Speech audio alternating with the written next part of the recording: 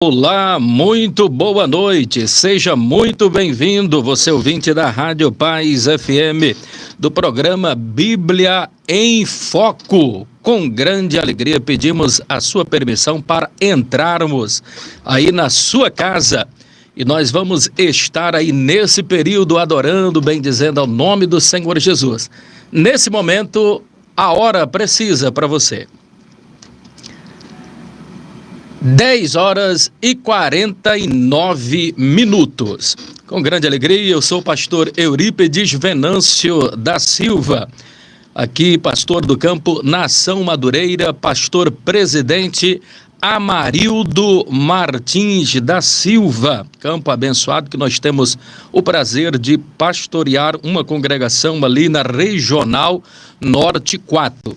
Grande abraço aí a todos vocês que nos acompanham. Com grande alegria, nós vamos estar nesta oportunidade aqui, já fazendo a nossa introdução. Faremos aqui uma breve introdução, logo na sequência nós vamos ter aí um pequeno intervalo, sempre ouvindo a música com Gerson Rufino aí, Vem Ceiar Comigo. Jesus entrando aí na sua casa para lhe abençoar, para trazer a paz, para trazer o amor, para trazer a esperança.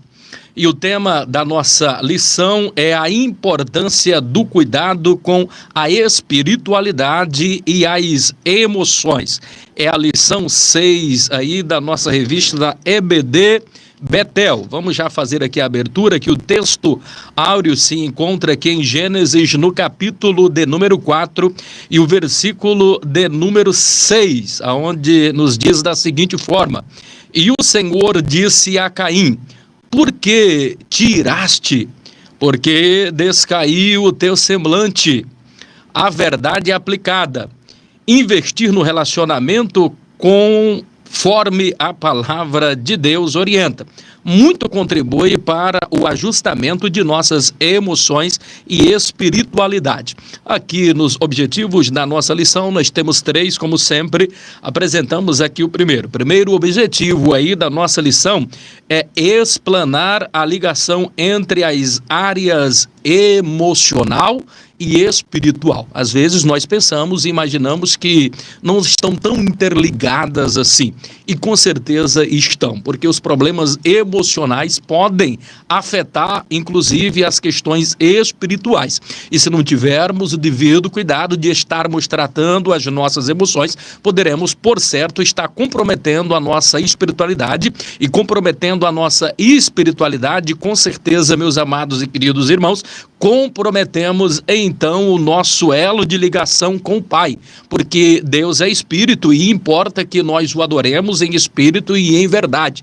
E se Deus ele é espírito, ele comunica com o nosso espírito. E se nós não estamos em espírito e estamos na carne, esse elo vai ficar bloqueado aí.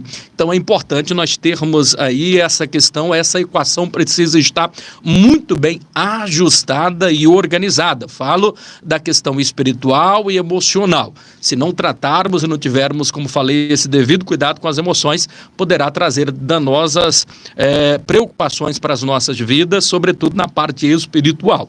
O segundo objetivo aqui da nossa lição é analisar o desequilíbrio das emoções de Caim. Então nós vamos estar falando bastante aí sobre esse desequilíbrio, e nenhum outro talvez seja tão mais assim importante de enfatizarmos a respeito aí do desequilíbrio emocional de uma pessoa do que esta passagem aqui de Caim e Abel, lá no princípio. Então é importante nós analisarmos esse desequilíbrio aqui e extrairmos valiosas lições aqui de algumas atitudes que foram determinantes para o fracasso de Caim. Então as primeiras atitudes que nós analisamos, eu até tenho uma mensagem que fala as 5 atitudes determinantes para mudar o rumo da sua história. E nós analisamos aí comportamentos iniciais aí dos filhos de Adão e de próprio Adão e Eva, e principalmente Adão e Eva, que foram os norteadores aí para que entrasse no mundo o pecado, a desobediência e tudo quanto nós conhecemos tal como está aí hoje, né? Então, analisar o desequilíbrio das emoções de Caim é importante para nós estarmos aí combatendo, né, algumas questões que são prejudiciais à nossa espiritualidade, porque um desequilíbrio emocional vai afetar com certeza, como já falamos, a nossa espiritualidade, né? O terceiro ponto aqui, que é o terceiro objetivo da nossa lição, é tratar da importância de se ter um ajuste emocional. Quero dizer, um equilíbrio, uma equação, uma linha tênue que precisa ter um limite a qual nós não podemos ultrapassá-lo. Então é importante nós termos aí uma espiritualidade muito bem ajustada e organizada. O texto aí de referência para nós estarmos aí tomando como base aí da nossa lição, a lição 6, a importância do cuidado com a espiritualidade e as emoções, se encontra aí em Gênesis, no capítulo de número 4, os versos 1, 2, 3, 4, 5 e 6, que diz-nos da seguinte forma: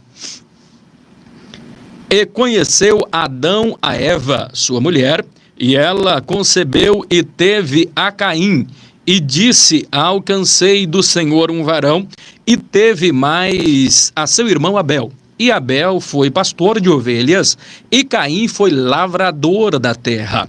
E aconteceu ao cabo de dias que Caim trouxe do fruto da terra uma oferta ao Senhor. E Abel também trouxe dos primogênitos das suas ovelhas e da sua gordura. E atentou o Senhor para Abel, e não para a sua oferta, mas Caim, e para sua oferta não atentou.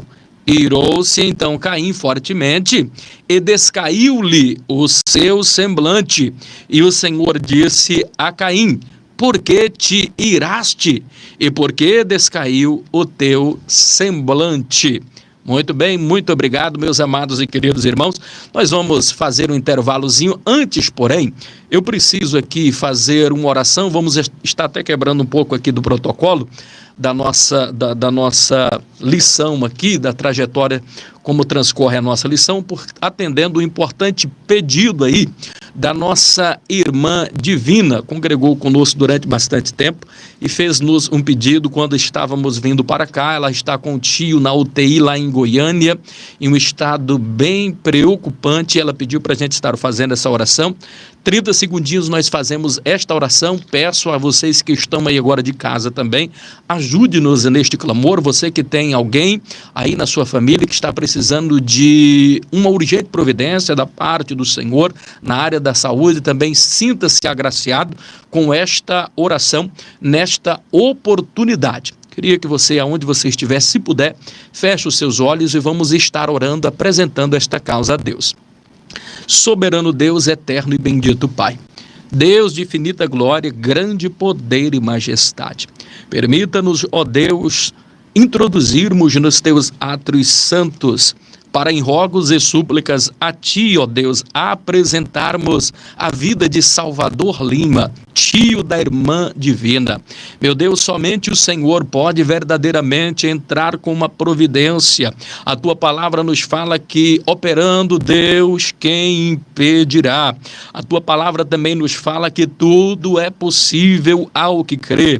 Em Hebreus, no capítulo de número 11, o versículo de número 6 diz-nos da seguinte forma, que sem fé é impossível agradar a Ti, Senhor, porque é necessário que aquele que se aproxima de Ti creia que o Senhor existe, que o Senhor é galardoador daqueles que Te buscam. Então eu creio, eu acredito, eu tenho fé, eu tenho esperança e convicção, ó Pai, e porque creio, e porque estes sinais seguirão os que crerem, assim nos diz também a Tua palavra, Senhor, em Marcos, no capítulo de número 15, o verso 16, 17, dizendo-nos que estes sinais seguirão os que crerem, que em Teu nome nós expulsaremos demônios, falaremos novas línguas, se pisarmos ou se comermos alguma coisa mortífera, não nos faria dano algum, e quando nós colocássemos as mãos sobre os enfermos, nós os curaríamos. Meu Deus, não estamos em corpo presente, mas o nosso pensamento agora nós estendemos a nossa mão agora pelo coração em direção a Salvador Lima, tio, Senhor da glória da irmã divina. Entra com a providência. Contudo, fazemos esta oração no centro da tua vontade, Senhor. Porque entendemos, porque acreditamos, ó Senhor, que tudo deve ser feito dentro e partindo do centro da tua vontade. E assim, pois, então nos abençoa cada um que nos ouve agora também nesta oportunidade. De repente, alguém está com um problema de enfermidade agora, alguém da sua família que agora, dos ouvintes que aqui nos ouvem e que se encontram, Senhor da glória, enfermos, que se encontram com problemas mentais, espirituais, uma doença física, uma doença da alma.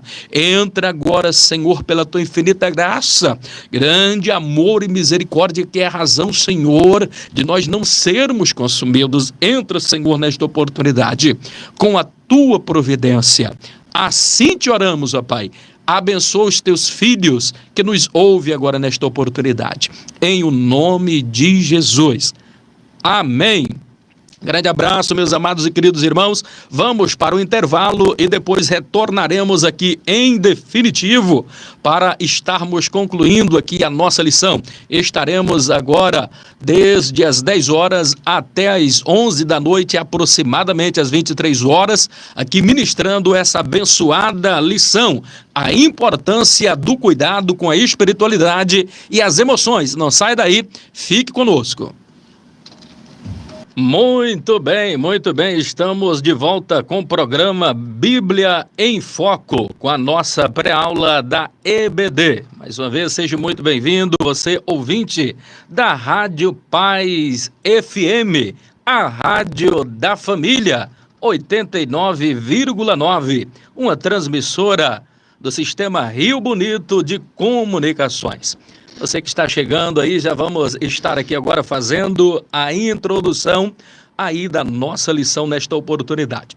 A introdução da nossa revista fala-nos da seguinte forma: a conexão entre as emoções e a espiritualidade é o tema desta lição, aonde apontará como Caim exemplo de uma conexão espiritual prejudicial. E o que vai estar abordando aqui toda a temática da nossa lição, o resumo dela, o resumo da ópera e a conclusão que nós queremos que você chegue ao final de analisarmos aqui todos os pormenores, é que a forma de nós, ou que o homem pode aí combater e equilibrar aí a espiritualidade e as emoções, combatendo aí os intempéries, as adversidades e as lutas e as crises, como é que nós podemos, diante de um quadro tão difícil, equilibrar essa equação?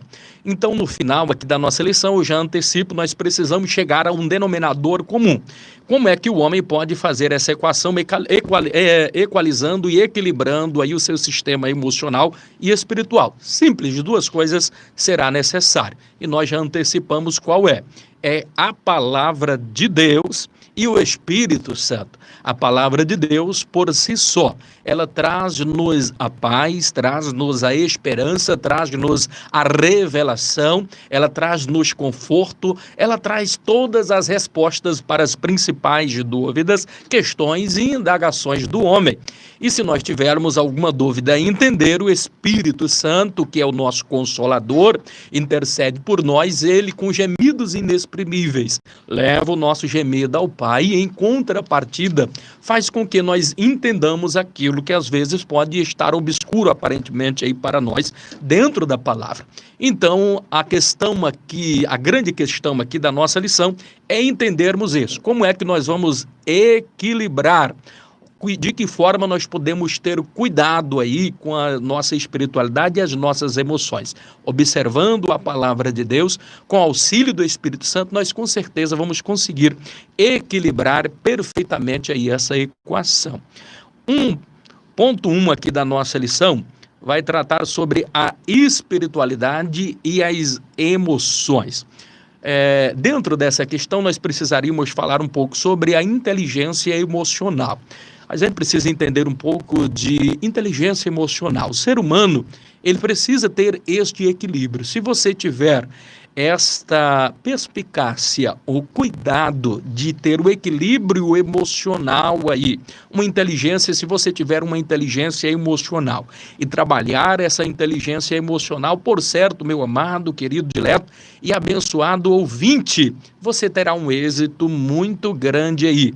Você será exitoso e com certeza você conseguirá ter aí um grande êxito. Eu gostaria de chamar a atenção aqui para um ponto da nossa lição. Com a entrada do pecado no relacionamento do ser humano com Deus, todas as dimensões do ser humano, elas foram atingidas. Aqui a gente precisa observar algo aqui bastante interessante, meus amados, queridos, diletos e abençoados irmãos. Quando entra o pecado no mundo, grandes coisas terríveis começaram a acontecer. Quando o homem ele cai da presença de Deus. Quando Adão e Eva caem, são enganados aqui pelas serpentes. Muitas coisas começam agora a acontecer na vida do homem. Por exemplo, nós vamos observar lá em Gênesis, no capítulo de número 3, o versículo de número 18, as consequências. As consequências começam desde o versículo 16. Perceba que a partir daquele momento ali, e é por isso que a gente vai começar a observar aqui, as emoções elas foram afetadas. E a perspicácia de Satanás é que é a cobra aqui representada na figura do dragão, Satanás, ele entra na mente da mulher e consegue persuadir. E ele vai na área emocional, ele vai na mente. Ele é extremamente astuto, a cobra é extremamente astuta, consegue entrar na mente da mulher. Uma vez agora caindo, vieram várias consequências. Nós sabemos que no Jardim do Éden tudo era perfeito, tudo era maravilhosamente organizado nos seus mínimos detalhes. Deus ele faz tudo com tanto capricho. Deus faz todas as coisas com exímio cuidado para cuidar do homem. O homem estava no paraíso. Tudo era perfeito, tudo era lindo e maravilhoso. Mas o homem é dotado agora de livre escolha e quando ele peca, algumas coisas começam a acontecer diferente. Então a mulher, Deus vai dizer lá em Gênesis 3,16, dizendo, agora, porque pecastes, com dor terás filho.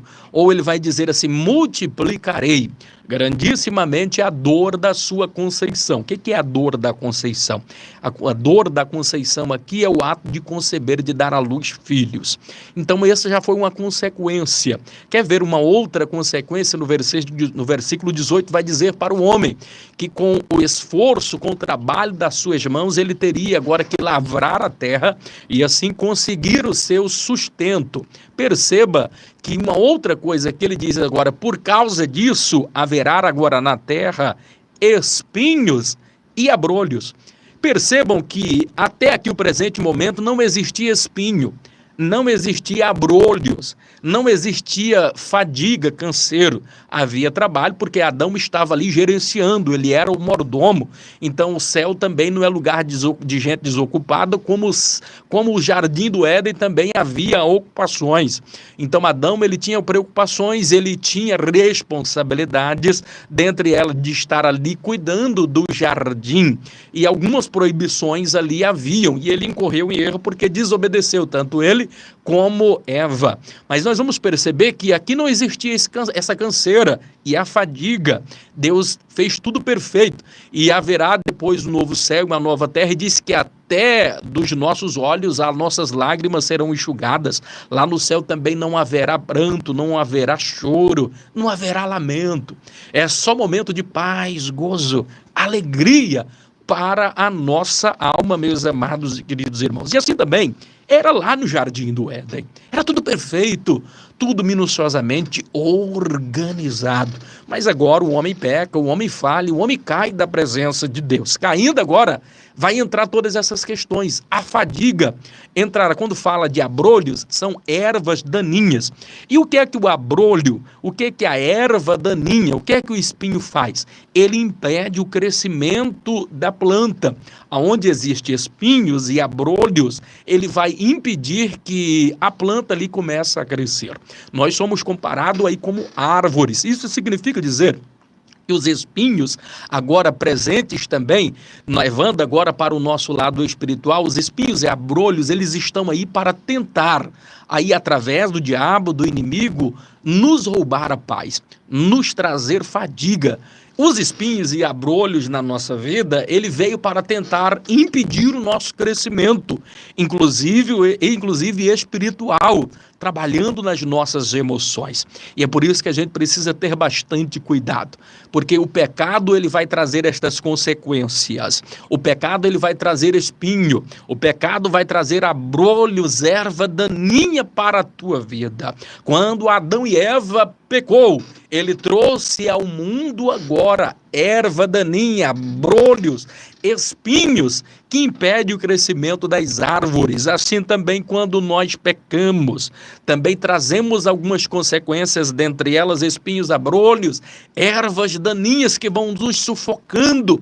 E se não for a ação do Espírito Santo de Deus, da sua palavra, vamos ficando sufocados, raquíticos, anêmicos, vamos perdendo o vigor, a viçosidade, a alegria, o brilho da nossa salvação. Então nós precisamos ter este cuidado para analisarmos a nossa vida na presença do Senhor, buscando sempre a Ele, renovando a nossa mente, o nosso coração na presença do Senhor Jesus. Aqui vamos dar sequência aqui a nossa linha de pensamento 1.1 da nossa lição, agora às 10h27 ou às 23h27 da noite. 1.1 da nossa lição. Áreas espirituais e emocionais estão intimamente ligadas. Então, as áreas espiritual e emocional estão intimamente ligadas. Ou seja, às vezes a gente pensa que não, que as nossas emoções elas não vão prejudicar a nossa espiritualidade. Queridos, isso é um engano. Então, problemas às vezes financeiros que afetam a nossa parte emocional. Porque se nós estamos em dificuldades financeiras, por exemplo, nós começamos a murmurar, tudo começa a desandar em nossa casa, o nosso emocional começa a ficar abalado. E parece que dentro de uma casa, parece que nada abala tanto do que o desemprego, a falta da comida, você olhar para os seus filhos e ver que falta-lhes a provisão, falta-lhes o pão, você começa a entrar em um desacordo, um dissabor, a falta do emprego, às vezes a dificuldade, uma discussão, às vezes crises de relacionamentos, e tudo isso vai trazendo um desequilíbrio emocional muito grande para a nossa vida. E quando existe esse desequilíbrio emocional, a parte espiritual logo também será afetada. Se não tivermos devido cuidado, por causa disso, perdemos o ânimo para orar, perdemos o ânimo para buscar a Deus, falta-nos forças, falta-nos vontade de continuar lutando. Às vezes começa a aparecer feridas na alma, depressão, questões patológicas que, se não bem resolvidas, vai se tornando crônicas aí em nossa vida, né? Então, uma coisa que precisa ficar bem claro aí é que esta questão emocional ela vai afetar diretamente, estão interligadas. Se nós estamos bem espiritualmente, logo também a probabilidade de estarmos emocionalmente seguros e equilibrados é muito maior. Evidentemente que a preocupação maior é sempre em cuidar da espiritualidade, porque cuidando da espiritualidade, os problemas emocionais, logo com certeza terão a maior facilidade de serem aí resolvidos, né? Assim, o estado aí do ser humano em suas diversas dimensões afeta também os níveis, né, de relacionamento. Quando a gente fala os níveis de relacionamento, a gente fala relacionamentos com Deus, que é o relacionamento vertical com Deus, e o relacionamento também horizontal, que é o relacionamento com o próximo, o relacionamento com a família, o relacionamento com os amigos, com a sociedade, com aqueles que nos rodeiam. Então, a gente precisa ter esse equilíbrio. Se não tivermos este cuidado de analisar, de tentar equilibrar emoções e espiritualidade, vai afetar-nos em nosso relacionamento, primeiro com Deus, segundo, relacionamento também aí horizontal, que é o relacionamento com as pessoas, com o nosso próximo, aquele que nos rodeiam aí, né? A própria ciência, agora eu gostaria de estar falando a respeito dessa questão, e às vezes a gente pensa que não, mas a própria ciência, ela já admitiu que quando uma pessoa está orando, quando ele está buscando a Deus, quando ele tem a sua espiritualidade bem resolvida, é uma pessoa que é religiosa. E acontece algo interessante lá no cérebro e que às vezes a ciência não consegue explicar, é que quando o indivíduo está orando, esse indivíduo, ele fica mais propenso a áreas suscetíveis de melhora na questão da sua saúde. Então, quando o cidadão não consegue se explicar, então os níveis deste corpo de defesas, as plaquetas, a questão do cérebro, as células renováveis começam a ter um vigor, começa a ter uma melhor resposta, inclusive no nosso sistema imunológico. Então, se encontra várias questões aí que para muitos, às vezes, é até difícil explicar.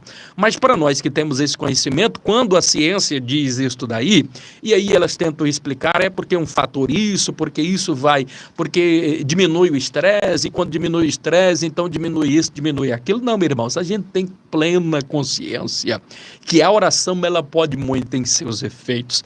Quando a ciência diz isso, ela está apenas admitindo que existe um Deus, mesmo que não querendo, de uma forma aí bastante subliminar. Nós entendemos, nós compreendemos que a oração, ela pode ir muito em seus efeitos. Quando a própria ciência chega ao ponto de admitir isso, a questão, ela está indo muito mais além. E eu glorifico e exalto ao nome do Senhor Jesus, porque aqui agora, há pouco, nós fizemos uma oração. E quando a gente junta essa questão da oração, eu e você e aonde vocês estão, porque onde estiver um, dois ou três reunidos e unânimes no mesmo pensamento, algo extraordinário pode acontecer. Eu creio que algo de extraordinário possa estar acontecendo ou possa vir a acontecer na sua vida.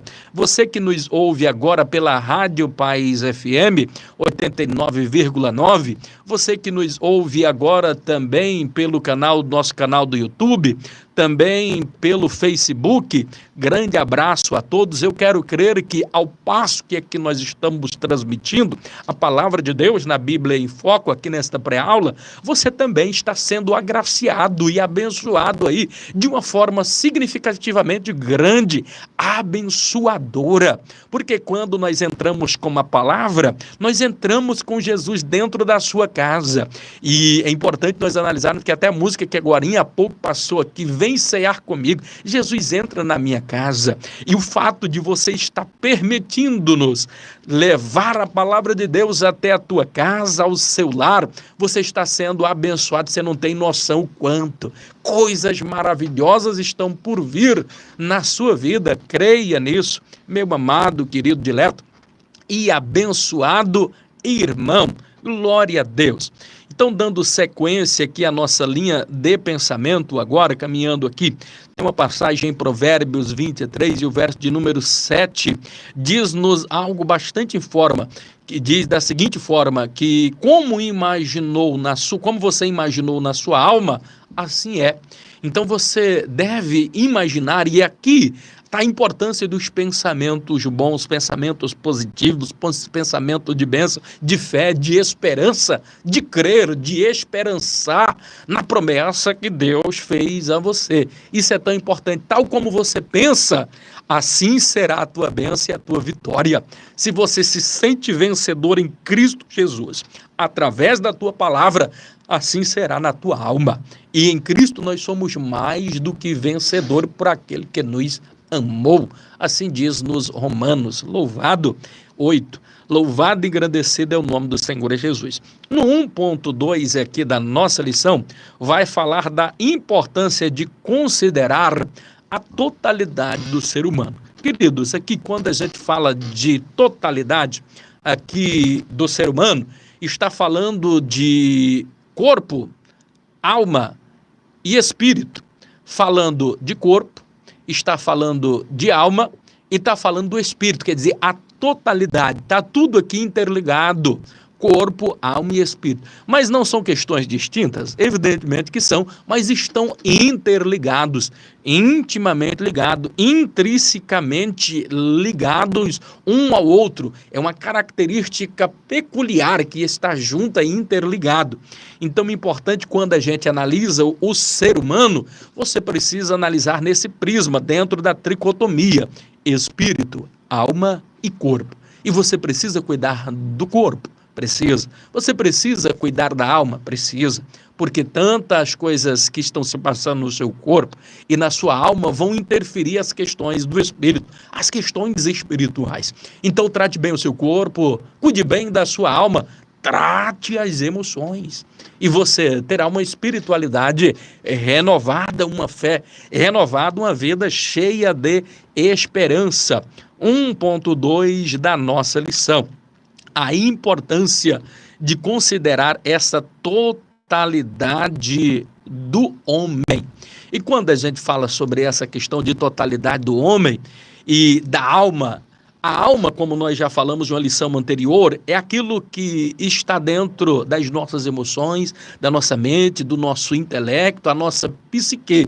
Com a alma, nós nos comunicamos com os nossos sentimentos, com as questões relacionadas ao mundo presente, as coisas que estão se passando conosco aqui no mundo. A alma nos liga aos sentimentos, às coisas conflitantes, às crises existenciais que existem. O corpo, ele também está intimamente ligado com essa alma, com aquilo que é terreno, mas o espiritual, ele vai estar se ocupando com aquilo que é do espírito, e é com o espírito que Deus fala conosco, não com o corpo, não com a alma, porque ele é espírito, então ele vai falar, e é por isso que a Bíblia diz que o Espírito de Deus comunica com o nosso espírito. Então, para Deus comunicar com o nosso espírito, nós precisamos estar com a nossa mente sarada, renovado, o nosso corpo ajustado, equilibrado, e muitas coisas são síndromes, são patologias, que às vezes, por falta de preparo, às vezes, há algum tempo atrás, muitas questões eram tidas como possessão, ao passo que depois nós fomos informados através da ciência, através mesmo até do aprofundamento aí das questões de psicanálise. Nós vamos observar aqui que muitas coisas, elas são patológicas, que são coisas psicossomáticas e que precisam serem tratados, são fissuras, são realmente traumas que estão dentro da alma de situações vividas lá no passado. Mas, pastor, isso não é uma possessão? Olha, meu amado e querido irmão, são síndromes, coisas que a gente pode tratar, que um psicólogo pode resolver, mas o interessante é que se esse psicólogo, ainda que ele for cristão, ele não conseguir trazer uma solução, a própria palavra de Deus nos diz que quando começarmos a ficar deprimido, é isso que o Salmo de número 34, o verso de número 4, na versão de hoje ela vai dizer assim: no dia em que comecei a ficar deprimido, busquei ao Senhor, e ele me livrou de todos os meus temores. Então é importante nós analisarmos que quando a medicina falhar, nós ainda temos um Deus que pode nos libertar. Cuidado para não pensar que tudo é demônio, para demonizar tudo. Às vezes a pessoa está desajustada, está sofrendo crise de ansiedade, começando uma depressão, e você já entra como que querendo demonizar todas as coisas. A depressão, as crises de ansiedade, querido, tem sido a razão da derrota de muitos crentes no meio da igreja. Não obstante a isso, nunca tal como antes pastores que eram conhecedores da palavra de Deus foram vencidos pela depressão, foram vencidos por crises, por síndromes. Muitos achavam que era questão demoníaca, e às vezes até pode existir alguma opressão demoníaca ali, mas são questões patológicas, às vezes psicossomáticas, que precisam ser resolvidas, e a gente não pode aí categorizar e afirmar que é demônio, que é isso, demonizar a situação. Isso só trará prejuízos, como tem acontecido em muitas aí das nossas denominações. A gente precisa ter o devido cuidado para tratar destas questões aí, a questão do corpo e da alma e do espírito. Nós temos que ter o cuidado para não demonizar aquilo que é patológico, aquilo que é cientificamente comprovado como síndromes. psicossomáticas que vão aí cuidando, porque tem muitas pessoas que começam a demonizar aquilo que é patológico, achando que é demônio, que é isso, e são questões aí que podem ser resolvidas na área da medicina. Importante que Deus deixou a medicina aí exatamente para isso, queridos. Deus deixou os médicos exatamente para isso. E o médico ele vai fazer o quê? O médico vai fazer aquilo que é humanamente possível. E agora, o que é impossível, deixa para Deus, porque o impossível pertence a Deus. No dia que a medicina dizer não tem mais jeito, para Deus ainda existirá um jeito, ainda haverá sempre uma esperança, porque a esperança do crente jamais morrerá. Isso não pode sair da nossa mente, precisa estar muito claro dentro do pensamento de todo cristão aí. As doenças da alma, elas interferem, queridos, no corpo, e elas são chamadas de doenças, como falei, psicossomáticas. E as questões psicológicas também interferem significativamente na nossa espiritualidade. Às vezes você pensa que não, mas atrapalha de uma forma muito grande, traz muitos bloqueios aí. Vamos caminhar um pouquinho mais para frente, o tempo não nos espera, vamos aqui para 1.3 da nossa lição. Fomos criados, 1.3 da nossa lição fala-nos da seguinte forma: fomos criados como seres únicos. Seres únicos como? Nós temos um DNA único. Não existe nenhum outro DNA, nenhum genotipo igual ao meu e igual ao seu. Você tem no seu dedo aí uma digital. E o interessante é que esta digital, ela se difere de todas as outras que existem no mundo hoje ou que já existiram. Nunca existirá uma digital igual. Isso significa dizer que você é uma pessoa ímpar, você é uma pessoa singular. Deus lhe fez únicos, com características peculiares, intrínsecas dentro do seu ser, coisas maravilhosas e abençoadoras. Deus lhe fez para ser próspero, feliz, alegre, abençoado, para ser abençoador também de pessoas. Você é uma pessoa única, com um propósito único. Deus te escolheu com grande propósito. Deus lhe fez com grande propósito nesta vida, aqui nesta terra. Nós temos uma digital única, somos pessoas únicas, meus amados, queridos e diletos irmãos. Há uma diferença muito grande aí de temperamento e personalidade. E como nós lidamos com as nossas emoções e sentimentos e como somos influenciados pelas experiências vivenciadas, entre outras coisas. Então, é importante nós analisarmos aí a questão temperamental da nossa personalidade, tendo o devido cuidado de cuidar aí, de lidarmos muito bem com as nossas emoções, porque se não cuidarmos aí dessas emoções, vai influenciar essa questão aí da nossa mente, das nossas emoções, da espiritualidade. Você é uma pessoa única, não há motivo para você não crer que és abençoado. Muitas pessoas se acham, às vezes, desprezíveis e miseráveis. E, às vezes, a questão de comparação, de você se comparar um com o outro, é muito preocupante, porque não existe, querido, ninguém igual. Eu costumo dizer, e tem uma frase que Mário Sérgio Cortella diz ela, a respeito de uma pessoa humilde, de uma pessoa sábia, ele falando aí do suprassumo de uma pessoa, do que é uma pessoa humilde e do que é uma pessoa sábia. E isso nos identifica e faz nos refletir que cada um tem a sua personalidade, a sua peculiaridade. Ele vai dizer que uma pessoa sábia, uma pessoa humilde, é aquela que sabe que não é a única que sabe, é aquela que sabe que a outra pessoa sabe que ela não sabe, é aquela que sabe que ela e a outra pessoa saberão muitas coisas juntos, é aquela que sabe que ela e a outra pessoa nunca saberão tudo aquilo que precisa de fato ser sabido. Então, eu acho fantástica essa alusão aqui. Primeiro é de nós percebermos que nós não sabemos tudo. Então, nós precisamos um do outro aí. Fala da questão aqui da unidade. Eu preciso reconhecer as minhas limitações e reconhecendo as minhas limitações, eu não vou ter problema emocional com isso. Então, cada pessoa tem uma particularidade, cada uma pessoa tem um potencial e não pode ser menosprezado e você também não pode menosprezar uma outra pessoa, porque eu sempre considero também, analisando um provérbio judeu, diz que o verdadeiro sábio é aquele que sabe que não sabe, pois quando ele sabe que não sabe, ele está aberto a mais saber. Isso é por demais importante você ter esta noção. Ninguém sabe tudo. Então sempre vai haver e sempre existirá alguém que sabe mais do que você. E você não pode se frustrar com isso, porque cada um tem a sua singularidade. Deus fez cada um com um propósito. O propósito que Deus lhe fez é diferente com o propósito que Deus fez com a pessoa A, a pessoa B. E você entendendo esse pressuposto, você não sofrerá. Aí é como que diz assim, você precisa reconhecer que tem outra pessoa que sabe. E você precisa reconhecer que até existem pessoas que sabem que você não sabe mais do que ela. Agora existe algo interessante, que você e a outra pessoa, é isso que eu acho lindo, saberão muitas coisas juntas, querido. Por isso que o conhecimento precisa ser partilhado.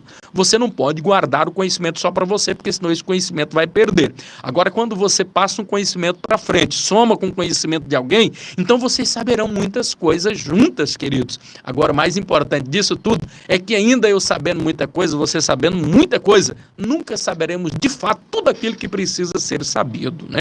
Então não se frustre, cada um não queira ter aquilo que é do outro. Tenha, e essa foi o grande erro aqui, nós vamos falar mais aqui no ponto 2 sobre essa questão, o grande erro aqui de Caim, que não entendeu essa singularidade, essa questão de ser um único para uma área e o outro para uma outra área. Então ele sofreu terríveis consequências aí na sua parte psicológica, porque não entendeu muito bem essa questão aí.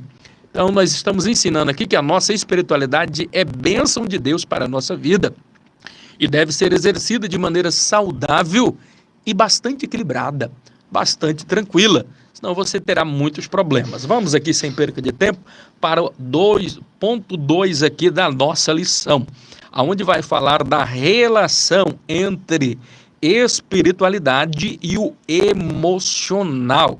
Vamos falar aqui, Caim, ele aqui, o primogênito.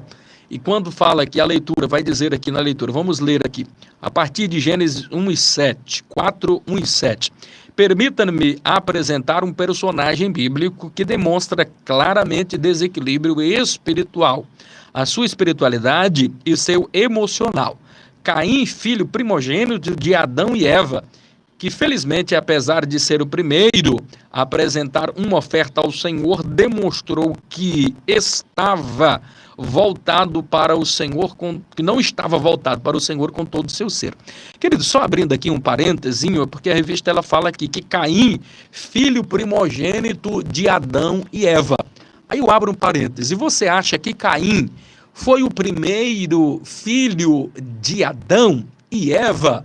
Então, existe uma questão aqui que às vezes alguém pode pensar, não, com certeza Caim ele foi o primogênito. Deixa eu abrir aqui um parêntese, a lição, em nenhum momento na Bíblia você vai observar que Adão ele foi o primogênito da criação. Ele pode ter sido sim o primogênito depois da queda do homem. Ele pode ter sido o primogênito dos homens. Porque antes disso, evidentemente que já havia nascido outros filhos. Pastor, como é que o senhor consegue provar isso? Com um versículo que nós lemos agorinha há pouco. Pastor, existiu outros filhos antes de Adão e Eva? Sim, queridos, existiu. Ou com quem você pensa que Caim casou quando ele matou o filho e ele foi expulso? Ele vai fugir agora para uma banda e se casa com a moça. Ora, se não está falando de nenhum outro filho até ali, além dele e de Abel, que filhos foram esses? Com quem ele se casou? Se Adão foi o primeiro, e se depois o outro filho foi Caim e foi Abel, com quem Caim então se casou? Então, às vezes, se você não tiver o devido cuidado, você vai até colocar a Bíblia em contradição. E na Bíblia ela não existe nenhuma contradição. Pastor, onde é que está? Eu poderia citar aqui várias e diversas passagens. Aqui, inclusive, em Gênesis 4:1 fala sobre Caim aqui. Alcancei do Senhor um varão. Então ele ficou alegre porque nasceu um varão. Significa dizer que antes de Caim, os outros filhos que existiram foram mulheres. Uma outra coisa, quer que eu lhe prove?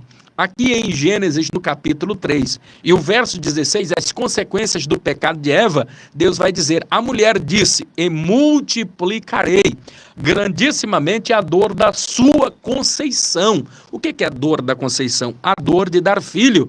Aqui eu lhe provo, Não pode se multiplicar algo que nunca existiu, querido. Então, para multiplicar alguma coisa, você não vai multiplicar 0 por 0, vai dar nada. Se você multiplicar nada por nada, vai dar nada.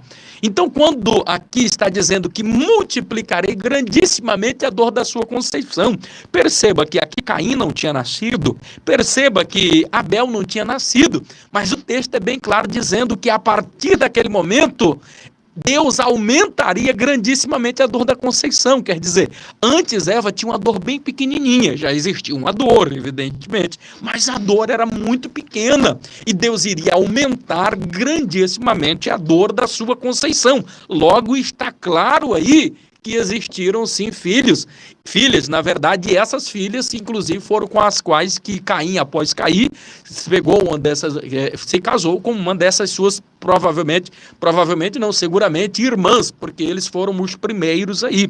Então, a Bíblia, ela jamais entra em contradição. Então, por que é que não se falou? Irmãos, a Bíblia era escrita em tábuas de argila, em papiros. Nós vamos observar que esse episódio que acontece em Adão aqui, 2000 anos depois é que Moisés vai escrever. Então, ele está pegando os relatos inspirados pelo Espírito Santo de Deus e aquilo que Deus revelou. A dificuldade de se escrever aqui era muito grande. E você observar a tradução mesmo da Septuaginta, quando ia escrever o nome de Deus, a pessoa, todas as vezes que ia escrever Deus, tinha que se lavar 5 vezes. Percebe, então, a dificuldade aí no transcrever todos os fatos que estavam aí acontecendo, mas está muito claro, não se multiplica algo que não existe, só se multiplica algo que existe, meus amados e queridos irmãos. Está claro? Só para nós ganharmos aqui tempo, eu abri esse parênteses para explicar essa questão, porque aqui não ficou muito claro na revista, né? 2.1 da nossa lição, diferenças entre os irmãos desde o início. Nós percebemos que existiam algumas diferenças. Caim, o filho mais velho de Adão e Eva, foi gerado após a queda, onde experimentou pela primeira vez as dores do parto. Aqui que eu digo que não ficou muito claro aqui na lição, porque existia um sirdou, mas muito pequenininha. Porque não se multiplica algo que não existe. É por isso que eu fiz aí essa breve alusão aí. Vamos caminhar um pouco para frente, porque já são as 23h53 e a gente precisa concluir aqui a nossa lição. 2.2 aí da nossa lição, onde fala Caim demonstrou ser uma pessoa desequilibrada emocionalmente. Cuidado, meu amado e querido, para não se tornar uma pessoa desequilibrada. E quando é que o desequilíbrio vem? Às vezes é por uma parte financeira, às vezes é por um relacionamento estragado, um relacionamento interrompido, às vezes é pela morte de alguém, às vezes é a dor da separação de corpos, quer seja por morte ou quer seja mesmo aí por um divórcio e várias outras coisas.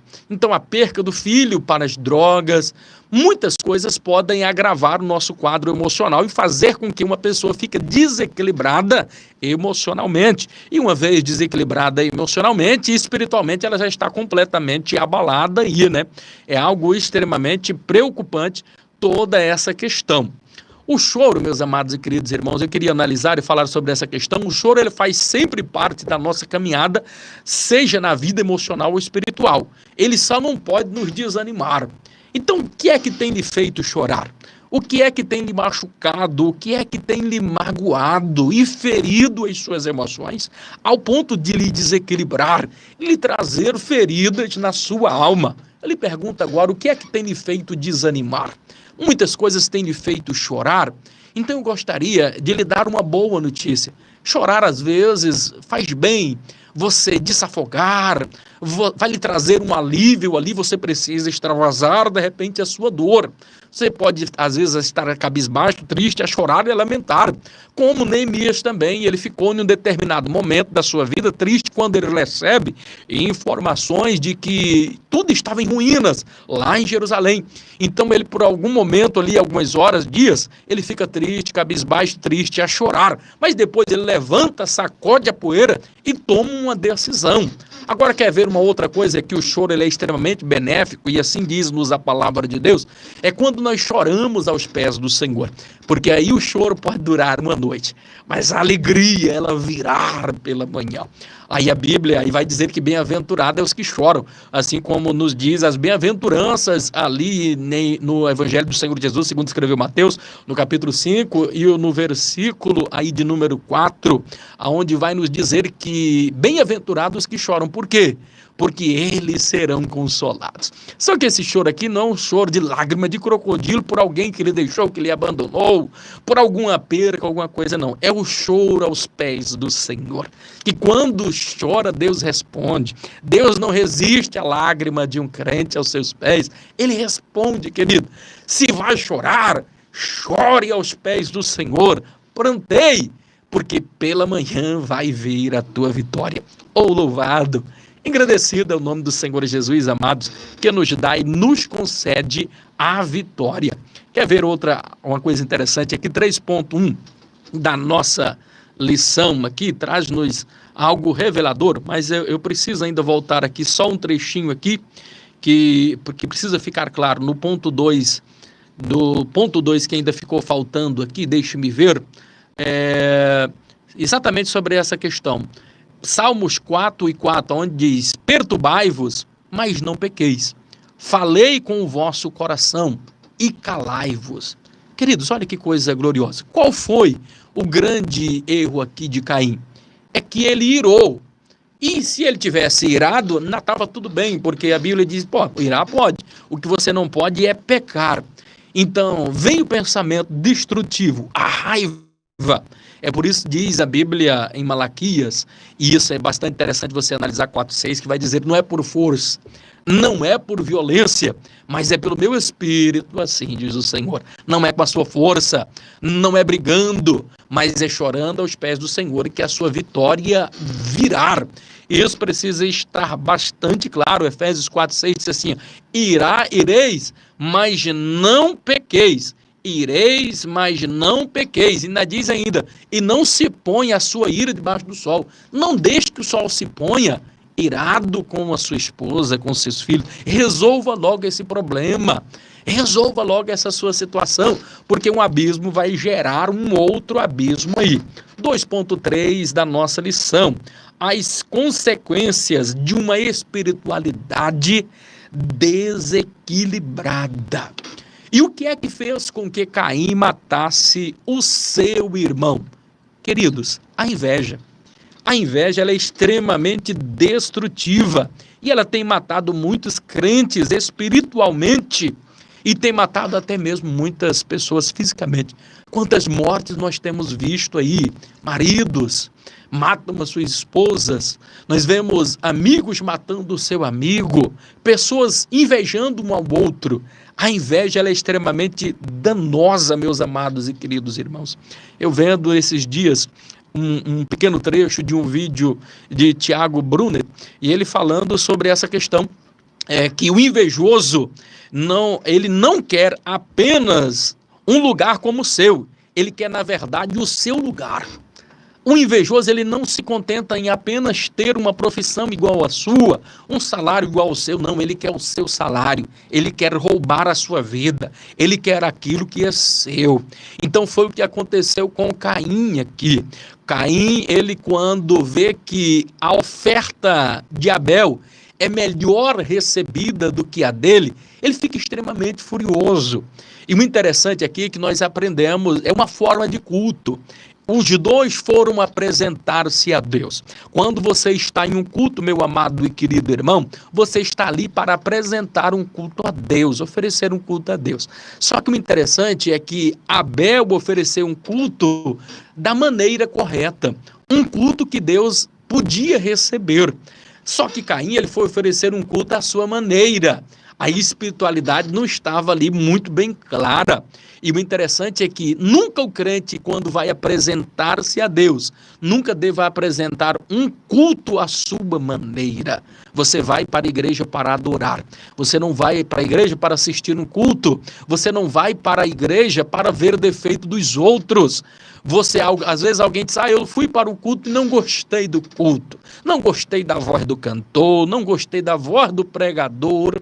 Então você está procurando uma igreja que lhe agrade, que lhe afague ali os seus ânimos, que lhe afague o seu ego. Vamos parar com essa bobagem. Nós não podemos, queridos, oferecer um culto à nossa maneira.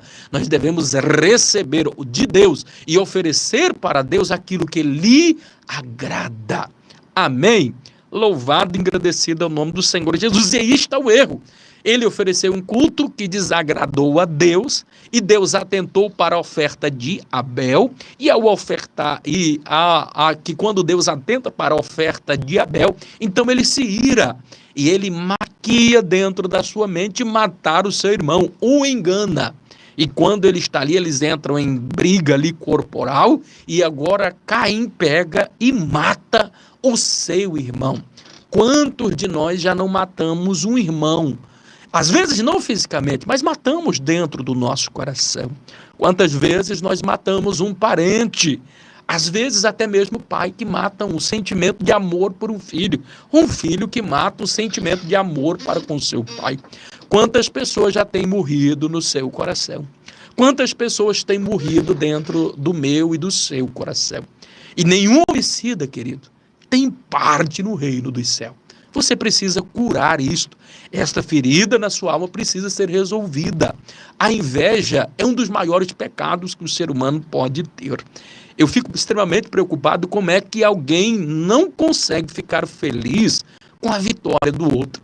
E o interessante é que o invejoso, querido, ele sempre, mas sempre mesmo, ele vai ficar triste com a tua vitória. E eu, conversando ainda hoje com a minha esposa, em relação a essas questões, e é tão maravilhoso, querido, quando nós vemos alguém sendo abençoado financeiramente, ministerialmente, a gente deve sentir-se feliz. Quando é que eu sei que eu não sou uma pessoa invejosa? Quando eu vejo o meu próximo progredindo mais do que eu até. Quando eu vejo alguém recebendo uma bênção, e isso não me afeta no sentido negativo, e sim positivo.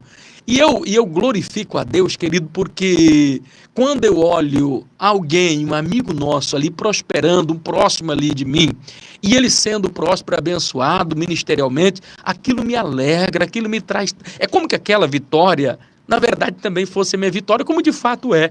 Se o crente entender que a vitória do seu próximo também é a sua vitória, querido, isso é maravilhoso. Você não permite brotar raiz de amargura. Agora, o invejoso, quando o outro recebe uma bênção, ele diz, por que é que ele recebeu e eu não recebi? Por que é que Deus deu para ele e não deu para mim?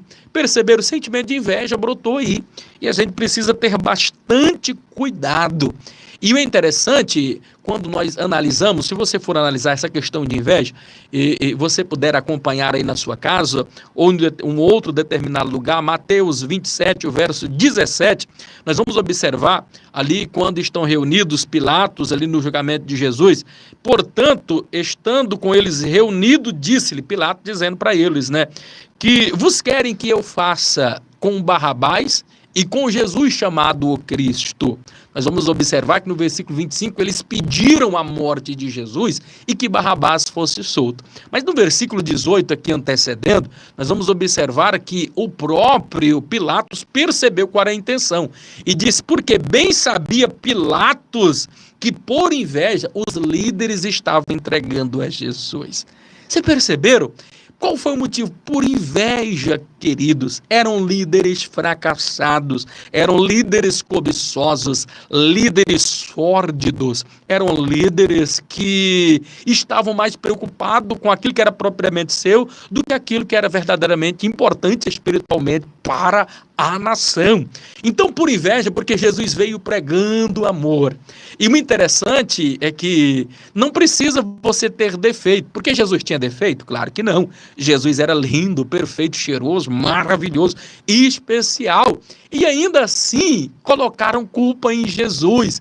Falaram mentira a respeito dele. Então pode ser uma pessoa perfeita, mas você pode ter certeza, o invejoso vai achar defeito naquela pessoa e vai falar mal dele, vai jogar pedra dele, vai desejar aquilo que é dele, vai desejar tomar aquilo que é dele, porque isso é próprio de uma pessoa invejosa. todo invejoso, na verdade, ele fica furioso com a vitória do seu próximo ali. E foi por causa disso que Jesus, ele morreu. Agora, o interessante é que a inveja, ela tenta a todo tempo nos matar, tenta nos destruir, porque ela está inflamada como a língua pelo inferno. E se está inflamada pelo inferno, é pelo diabo. E o diabo, ele veio para matar, roubar e destruir. E se ele veio para roubar, matar e destruir, então o invejoso, ele tenta matar. E o interessante é que a inveja matou Jesus. Só que eles pensaram que tinham matado Jesus. E eles pensam, qual que é a atitude do invejoso? Tentar te matar. Matar o seu ministério, matar a sua reputação, matar e macular a sua imagem. Só que o interessante é que eles pensaram que estavam matando Jesus, mas eles estavam exatamente cumprindo as escrituras. Eles pensaram, matamos agora Jesus, enterramos os seus sonhos, enterramos os seus projetos, enterramos agora o seu ministério. Mal sabiam eles que estavam apenas cumprindo aquilo que já estava determinado. O que é que eu aprendo aqui? O interessante é que Jesus até morreu sim, mas ao terceiro dia ele ressuscitou com o cumprimento das escrituras. O que eu estou querendo dizer com isso? Estão tentando te matar, mas permaneça firme na presença do Senhor. O invejoso não conseguirá matar os teus sonhos, os teus projetos. Fica firme na presença do Senhor Jesus. Sobre essa questão, quero lhe falar aqui uma grande verdade e até lhe dar um conselho aqui. É que de repente, do nada, você começa a falar dos seus sonhos. Cuidado, querido, com essa questão de sair falando aí dos seus projetos. Você, de repente, tem um lindo projeto, você tem aí na sua mente um projeto e você começa a contar. Eu quero lhe contar uma grande verdade e eu aqui resumo aqui a parte da nossa lição. Quando você conta um projeto antes do tempo, os invejosos se levantam também antes do tempo. Então, queridos, tenha bastante cuidado. Tu tens eles começarão a tentar matar o teu sonho. É por isso que às vezes você não entende do nada aquele projeto que estava caminhando, aquele projeto que você, de uma sociedade, você estava conseguindo organizar, e as coisas estão começando a outra, e do nada, aquilo que era maravilhoso, a vitória que estava se desenhando ali para você, do nada tudo começa a dar errado. São pessoas invejosas que estão torcendo contra você. Então conte para Deus. Foi o que aconteceu com José. Foi em Gênesis 37, só que também não conseguiram matar os de José. Tenha bastante cuidado ao revelar os teus sonhos, os teus projetos. O invejoso, ele se alegra muito mais com a sua derrota do que com a vitória dele propriamente dito. Quer dizer, se ele tiver uma vitória, ele não ficará alegre suficientemente quanto ver você na lama e na derrota. Então o invejoso, ele vai querer ver você sofrendo, você na miséria, e você não pode dar munição para essas pessoas.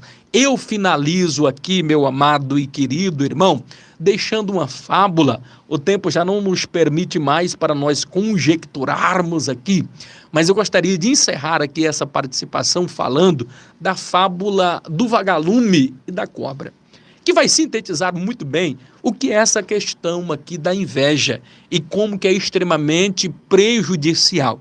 Nunca deixe nenhuma raiz de inveja entrar no seu coração, porque isso será o começo do fim e prejudicará as suas emoções, como prejudicou a vida de Caim para todo sempre. Então tenha bastante cuidado.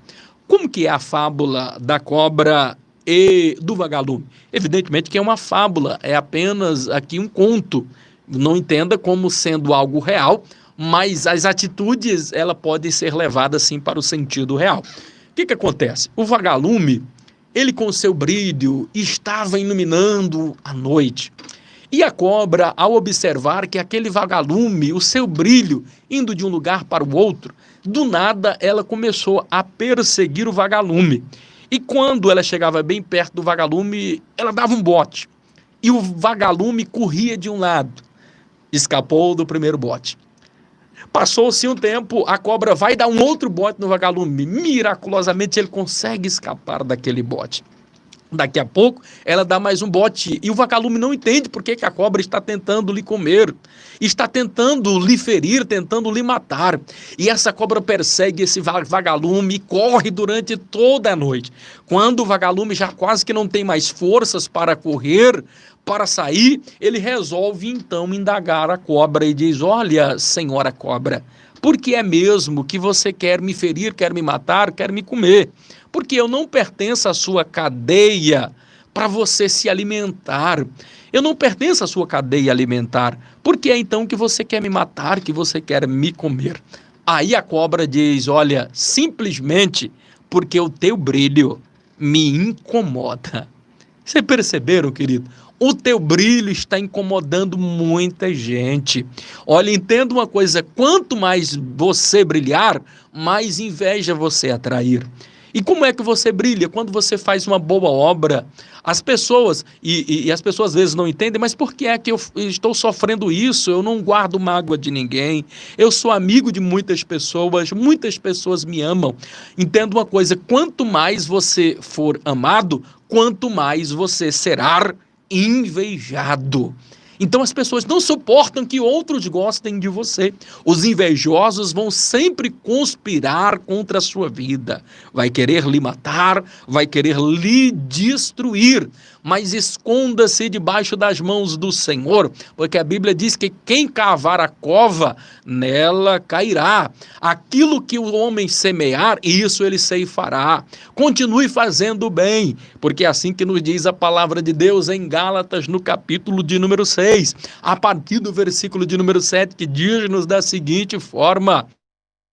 E é bastante interessante nós analisarmos: Deus não se deixa escarnecer. Aquilo que o homem semear, isso ele vai colher. Porque quem semear na carne, colherá para si frutos da sua corrupção.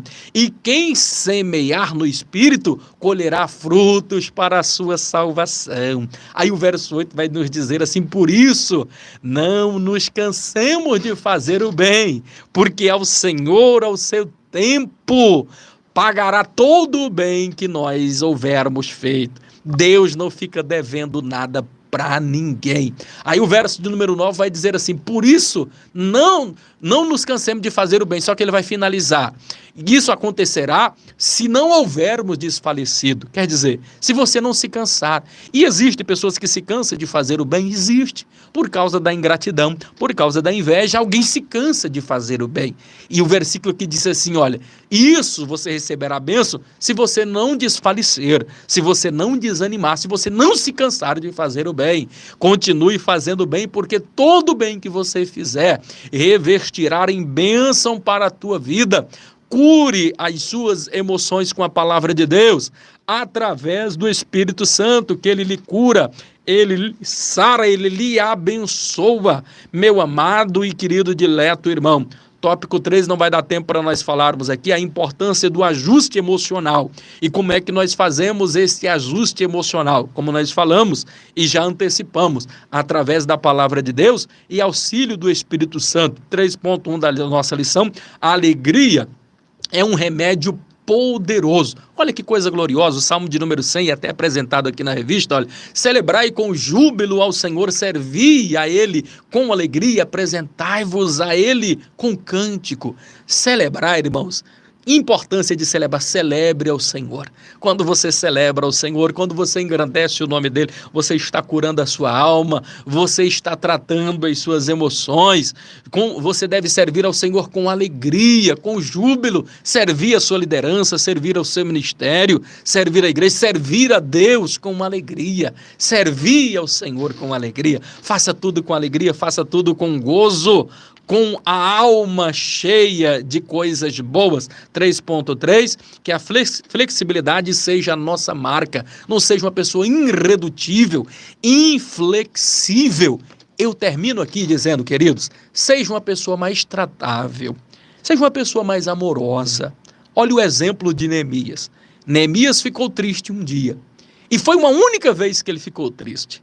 E perceba que quando ele fica triste, o seu senhor, o imperador da época, chega, o grande mandatário, chega e diz assim: olha, Neemias, Eu percebo que tu estás triste. E nunca antes eu havia te visto triste. Tem pessoas que não entendem isso daqui. Tem pessoas que são extremamente desagradáveis, deselegantes no seu trabalho. E o interessante é que no dia que você faltar no seu trabalho, você que é uma pessoa muito, mas muito mesmo rabugenta, que pega no pé, que implica com mais pessoas, que é linguarudo, que murmura o tempo todo, ninguém vai lhe suportar, querido. Trate as suas emoções, procure ser uma pessoa mais amigável, mais tratável. Então, o suprassumo daquilo que eu penso que é muito ruim é quando você falta em um trabalho e ninguém sente a sua falta. Ou quando você vir a morrer e você não deixar nenhum legado. Ao ponto de alguém olhar e dizer, rapaz, não tinha nada que esse rapaz fazia, que se aproveitava. Ninguém sentirá a tua falta. Uma das coisas mais tristes que o homem pode passar na vida é essa rejeição de saber que você não fará falta ao mundo. Você não fará falta lá no seu trabalho. Procure ser uma pessoa mais tratada.